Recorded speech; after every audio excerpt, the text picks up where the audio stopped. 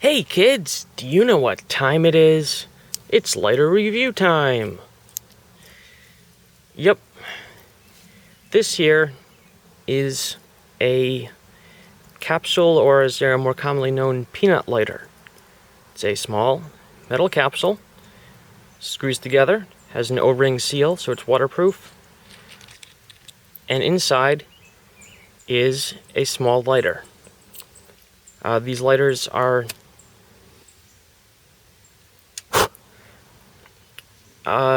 very, very similar to a Zippo in construction and the way their mechanism works, except obviously for the size and shape. Now, what are these good for? Well, one of the problems with a Zippo is that after a week or two, the fuel tends to evaporate, even if you don't use it. That's because the petroleum distillate fuel they use is very, very volatile. It evaporates extremely easily if it isn't in a sealed container. And these provide a sealed container.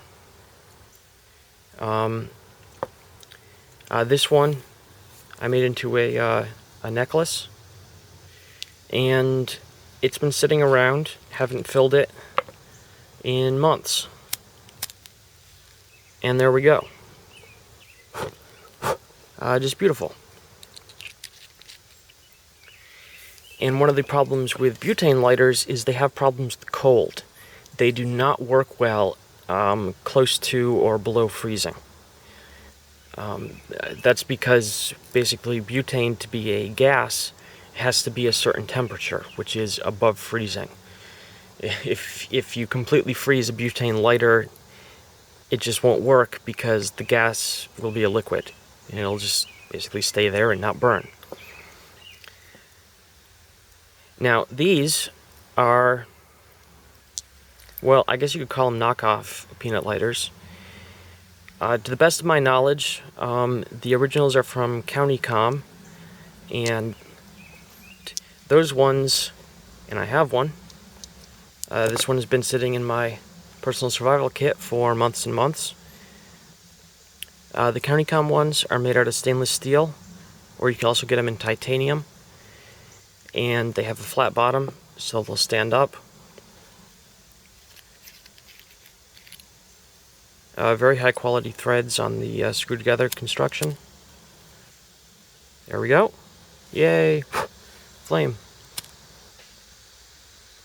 Yep.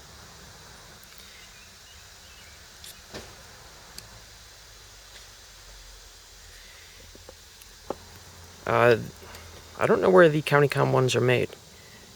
These ones are made in China. This is an older one that's on the necklace. The newer ones I've been getting have this high polish finish. As you see, the end is rounded, so they can't stand up on their own, which is a bit of a bummer, but not really a huge deal, honestly. These aren't really practical to use as a candle. Their fuel capacity is just too low. They'll burn through their fuel in, I think, under 5 minutes. So being able to stand free on their own just really doesn't seem important to me. Now, on these ones, the cases are made out of aluminum, or at least an aluminum alloy of some kind. So they are a little softer than the stainless steel. They are a little more prone to scratching. But on the plus side, the CountyCom ones go for, I think it's $12 plus shipping. And CountyCom shipping starts at like $9. Nothing against that. They are an awesome product.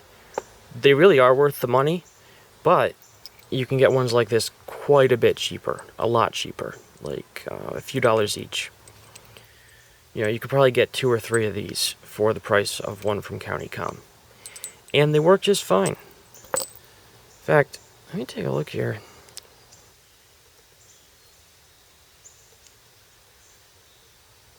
You know, these inserts look darn near identical. It would not really surprise me if the inserts are made in the same factory. I mean, I'm still remembering which one's which. I think this is the one that came with the CountyCom. Here's a view inside the capsules. I guess if you wanted to, you could just use the capsule for storing some very small items. Take the lighter out. But overall, these are really cool little lighters. I like them a lot. I use them very frequently myself. I put them in little survival kits just because they hold their fuel for so long. They're so simple and reliable.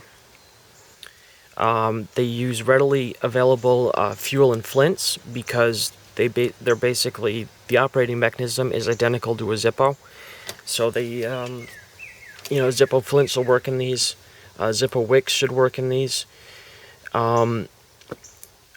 There's really nothing bad to say about them.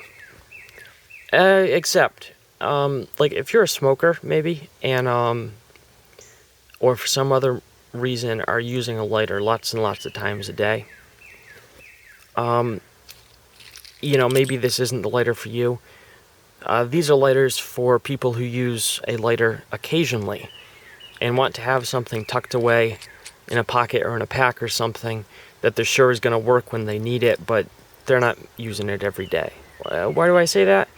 Well, because compared to pulling a Bic out of your pocket and flicking it and getting an instant flame, you fish this out, you unscrew it, it's very small. It comes apart into two pieces. You have to make sure not to get them separated. When you're done with it, screw it back together again. So it's not like it's hard work, but if you want to flick a light on to light up a cigarette or something, or you're doing a paracord project or something and are melting the ends of dozens of pieces of cord, this probably isn't the lighter for you. This is something you might want to have in your pocket, in your glove box, in your backpack, just in case you ever do need a really reliable source of flame. Next to a fire steel, I would say these are one of the top most reliable ways of getting a fire.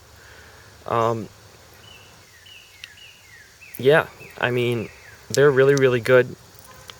They just hold their fuel indefinitely. They're durable. They have very few moving parts compared to most lighters.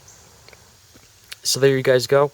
One of my favorite little lighters, the peanut lighter, both the cheapo version and the very nice stainless steel CountyCom version, which has lived in my personal survival kit for probably like a year or two. Very pleased with them both in their own way. Hope you guys enjoyed the video and have a nice day now.